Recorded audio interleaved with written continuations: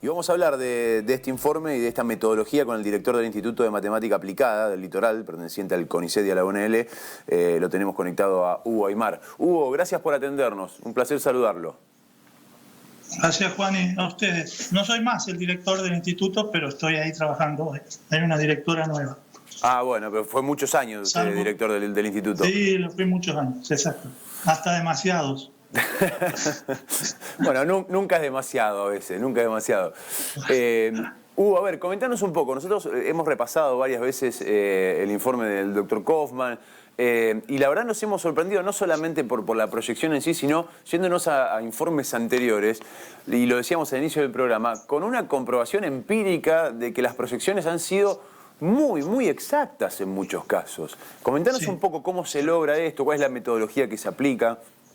Sí, exacto. Gracias, porque eso es más difícil de decir, pero también es importante. El modelo básico que está atrás de eso es de los años del siglo pasado, es de 1927, tiene casi 100 años si te descuidas. Lo introdujeron con métodos que se llaman de ecuaciones diferenciales. Kerman y McKendrick hicieron cosas que el modelo se notaba que era bueno, pero era muy difícil de implementar en la era precomputacional. Y bueno, y por supuesto que está la creatividad de Ernesto Kaufman y su grupo, ¿no? También atrás está en su intuición de cómo se podría hacer, pero dada la duración de esta pandemia, se pudo,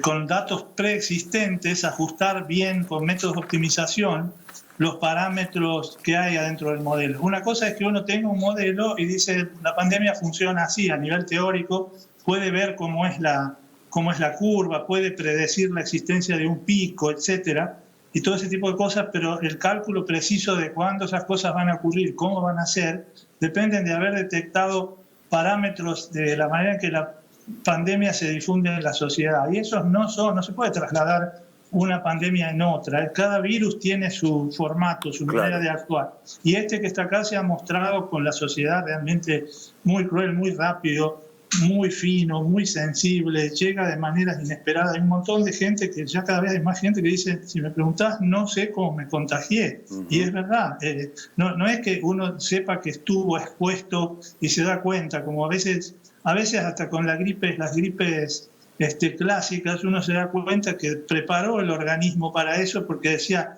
mira, tomé frío y después estuve en algún ambiente en el que alguien tenía el virus y me cayó y me liquidó. Uno puede registrarlo. En este caso es todo muy fino, hay mucha delicadeza. Y entonces la detección de esos parámetros en el modelo es lo más importante. Y eso está muy bien ideado con algoritmos de optimización por Kaufman y su equipo. Entonces estamos reconociendo no solo un modelo para predecir el futuro ese que tenemos como fatalidad casi, sino para modelizar, para hacer simulaciones de escenarios posibles, ¿no? Si viste las curvas que están puestas ahí en las páginas, hay también cómo se bifurcan, cómo se van a bifurcar, por ejemplo, para el caso de Santa Fe, dentro de... ya a esta altura pasaron 6 días, ¿no? De que tenemos están pasando 6 días desde que tenemos las nuevas medidas de aislación. En ese sentido, tendríamos que esperar hasta aproximadamente el 26 de este mes para empezar a ver el efecto que causa esa curva. Hugo, en el dibujo que... Sí. No, te quiero interrumpir porque estamos viendo en pantalla justamente el dibujo. Yo lo quiero explicar brevemente. Lo que estamos viendo, para los televidentes que están viendo este cuadro, ven 3 líneas. Hay una fecha que es un quiebre, se marca un punto. Esa fecha es el día de la toma de decisiones. Y bueno, el momento en el cual el gobierno decide tomar medidas para restringir la circulación. Y vemos... No, el momento de quiebre, ahí donde ¿cuál de las curvas estás viendo? Yo no la veo, pero vos decime qué título tiene arriba. Yo las tengo en mi compu. Los casos diarios detectados, el escenario para el 12 de septiembre, por ejemplo, estábamos viendo. El día 12 de septiembre. Bueno, muy bien. Yo también la tengo acá en la compu. Bueno, explícanos un poco. El momento ese donde se bifurca, si te fijas, es alrededor del 26 de este mes, Ajá. 26, 27 de este mes, ¿está bien? Ajá. Eso es suponiendo que las medidas se tomaron exactamente el día que se tomaron, el día 12. O sea, no tenemos que sentirnos mal hoy por no ver hoy los efectos de lo que pasó el viernes, porque efectivamente la incubación es de periodo largo y el periodo es esencialmente de 14 días. Las dos curvas, la curva que yo la veo roja, la curva que roja sigue derecho, ¿no? Que da la forma parabólica, es así con la concavidad hacia arriba, como si fuera un bowl, ¿no es cierto? Un recipiente. La curva más alta, cuenco, digamos, sí.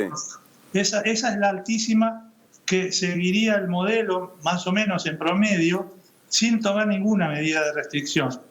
Ahora que ya sabemos que hay medidas el día 26, más o menos donde está el quiebre, donde se produce la bifurcación y salen 3 líneas, vamos a ver seguramente una bajante, vamos a ver un escenario como ese. Lo que no sabemos, esas dos curvas están hechas, la amarilla, la que está en el medio, está hecha por una disminución del 25% de los contactos sociales. ¿Está bien? O sea, 25 quiere decir que en vez del total de los contactos que teníamos hasta el viernes pasado, si hubiéramos tenido nomás 3/4 partes de eso, o sea, sacarle el 25%. El número como nuestro R0, el numerito mágico es del orden de 1.6, sacarle el 25% lo sigue dejando por arriba de 1. Para achicar la pandemia hay que hacerlo ir abajo de 1. Por eso es que la otra curva es mucho mejor, la curva que está más abajo, porque esa supone en la simulación una reducción de la mitad, y la mitad es 0,8, ¿está bien? O sea, eso quiere decir que cada uno de nosotros infectados no llegaría a infectar a uno de nuevo, ¿se entiende? Eso es achicar a la larga, achicar la cantidad de infectados. Ese sería el éxito total. Lo que nosotros no sabemos, creo, al menos yo, es cómo detectar cuánto impacto tuvieron esas medidas en la relación social. Ahora, Hugo, esa curva azul, o sea, la curva que es la ideal, la que baja, la tercera que vos mencionabas, sería reduciendo más o menos la circulación ¿en qué porcentaje aproximadamente? La mitad. 50. Es la mitad del contacto 50%. Social. O sea, las medidas se tomaron. Es decir, las medidas se tomaron tendientes a disminuir, según las propias versiones del gobierno de la provincia, hasta más de un 50% la circulación. Claro. Si hay un buen acatamiento, o sea, si realmente se cumple y disminuimos la circulación en un 50%, probablemente lo que suceda es lo que vemos en la línea que va hacia abajo, que es la línea azul. Si hay un acatamiento medio, probablemente lo que suceda es lo de la línea amarilla. Y si hay un acatamiento casi nulo y seguimos como veníamos hasta ahora, probablemente lo que suceda es la línea roja que va hacia arriba. Clarísimo, Juani. Perfecto. Así es. Bueno, ahora puedo ser yo director ahora, si querés, del instituto. A posteriori nos va a servir porque como vamos a tener que seguir lidiando con esto por un buen tiempo hasta vacunas, ¿no?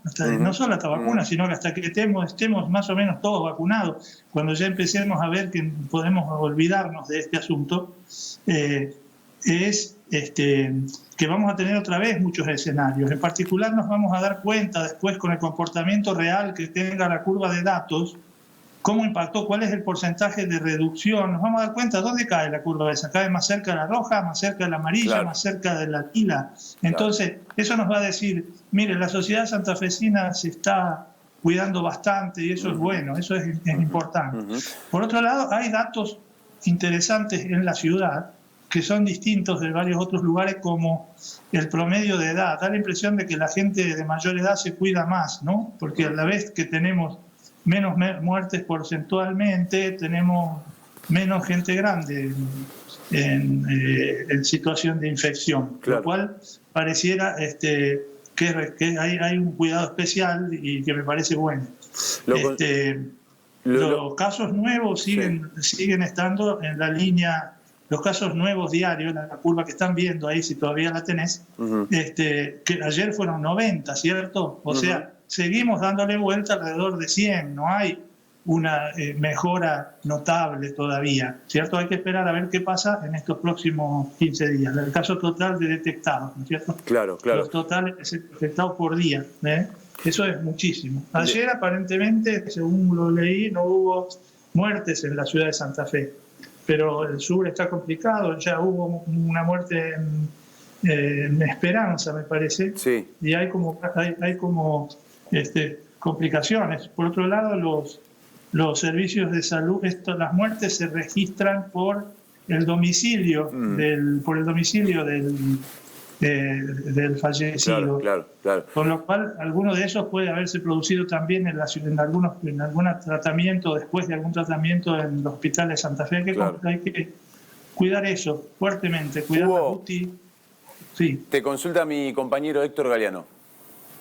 ¿Cómo le va, Hugo? Buenas tardes. Tengo dos consultas para hacerle en la medida que el tiempo nos alcance. La primera, hay un dato que es bastante certero, imagino, sin ser un matemático, que es el dato que surge del comportamiento de la curva cuando no hay ninguna restricción en la circulación. Esa curva que se va hacia arriba peligrosamente, que indica un nivel de duplicidad de alerta naranja y roja, digamos, tiene que ver con una idea de circulación casi libre en la ciudad. Ahora, cuando se anuncian restricciones, por ejemplo, fuertes, hasta el 25% de circulación, que tiene que ver con esto de las actividades esenciales, ¿el método puede verificar realmente cuánto cumplió una población esa restricción? Si la cumplió, si disminuyó la circulación efectivamente a un 25%, o si por el contrario cumplió a media, si siguió circulando muchas más personas en ese periodo de tiempo. ¿Puede eso establecerlo el método? ¿Verificar que se incumpla con una restricción de circulación por parte, en este caso, de la gestión municipal? Sí, es buena pregunta. Mi comentario recién tenía un poco esa idea de comentar eso, ¿no es cierto? Ayer escuchaba, o antes de ayer, escuchaba la observación que hacía la gente, creo que los chicos de un programa temprano de Radio Nacional Santa Fe, y que decían que había una más o menos empírica de que el transporte, eso se puede chequear con SUBE, con el uso de la tarjeta. Nosotros tenemos datos de ello y podríamos verlo, pero que la reducción del transporte público para el lunes que empezamos con las nuevas medidas era del orden del 30%, o sea que iban 2/3 de la cantidad de gente que iba hasta el viernes pasado, pongamos, a trabajar, a lo que fuera, sus funciones u obligaciones. Si eso fuera un reflejo exacto de que todo se produce en la misma escala, que todo se achica adecuadamente, estaríamos entre las dos curvas optimistas, la del 25% y la del 50%. O sea, sería una curva en el medio de esas dos. No es lo mejor, pero tampoco es lo peor, ¿se entiende? De manera que cuando tengamos datos, digamos, hacia el 7 de octubre, hacia el 4 o 5 de octubre, ya nos vamos a poder dar cuenta, comparando con esto, de poder dar una estimación al revés. Es decir, nos parece que la sociedad santafesina cumplió con la restricción. Si la idea era reducirla al 25, nos daremos cuenta si va para arriba. Si se pega a la roja es porque cumplió muy poco, y si se pega a la celeste es porque cumplió mucho. No sé si me explico, ¿se entiende? ¿Cuándo se va a saber ese dato, Aymar? ¿Cuándo se podría tener ese dato? Disculpe la interrupción. Te escucho poco ahora. ¿Cuándo se podría llegar a tener ese dato? ¿En qué momento podríamos llegar a tener ese dato que usted menciona? No, a ver, tendríamos que esperar hasta entrado octubre. Claro. Son unos 14 días aproximadamente, digamos. Sí, claro, exactamente. O sea, ahora estamos... La curva predice que si hay bifurcación, esa va a ocurrir el 26 o el 27. Si uno va a mirar ese día, va a haber muy poca diferencia. Tiene que dejar avanzar un poco de tiempo, una semanita. Y entonces ahí ya nos podríamos empezar a dar cuenta de para dónde va la curva. Bajó mucho, se nota el impacto, y hasta estimar, como vos decías, estimar qué grado de cumplimiento ha tenido la sociedad. Porque, a ver, la conclusión rápida es que bueno sería poder extrapolar que lo que se ve en las líneas de colectivo, de transporte urbano, sea un reflejo de lo que pasa en la sociedad. Pues si vos ahora te quedás en tu barrio, no vas a laburar, perdón que lo diga así, te vas a jugar un picado, un fútbol 5, puede hasta ser peor que si fueras a trabajar. No sé si me explico. Totalmente. Es muy complejo saber qué pasa después en la vida privada de la gente, las cosas que tienen que ver con visitar otros núcleos familiares, otros núcleos habitacionales, no importa si son familia o no, acá no, el virus no le importa nada, por lo tanto es intercambiar personas entre grupos habitacionales es complicado, ¿no?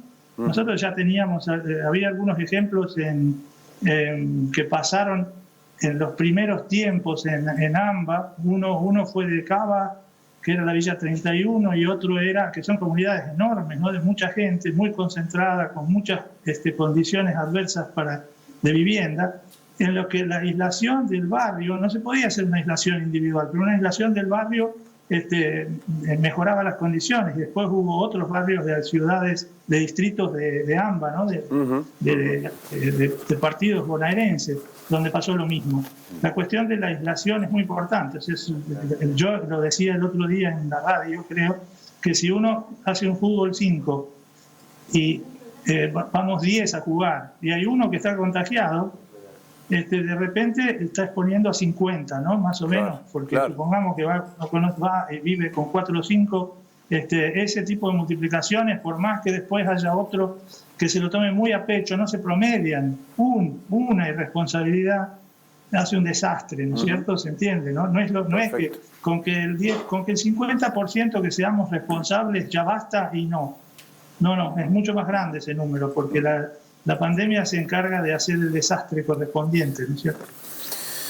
Hugo, muchísimas gracias por su tiempo. Ha sido usted muy amable. Gracias, Juan. Hasta luego. Adiós.